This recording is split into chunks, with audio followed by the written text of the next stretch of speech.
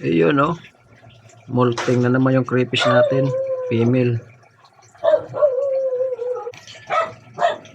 Papalaki na naman siya pagka after mga mga 2 weeks niyan. Pwede na yan mag-itlog. 2 weeks o 3 weeks.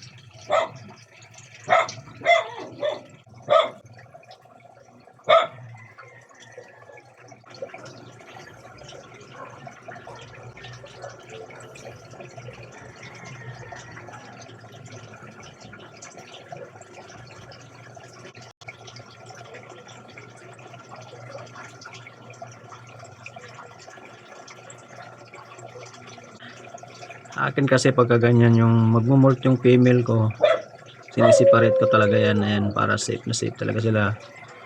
Sa mga kasamahan lang maaari silang mamukbang. Pakawalan ko yan pagka matigas na yan siya, mga 24 hours pwede na yan siya pakawalan.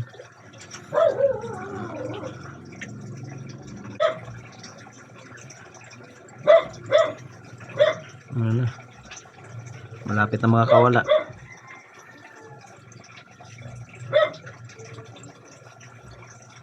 Para iwas din yan mortality sa pag-molt nila. Hindi mabawasan ng paa, hindi mabawasan ng sipit.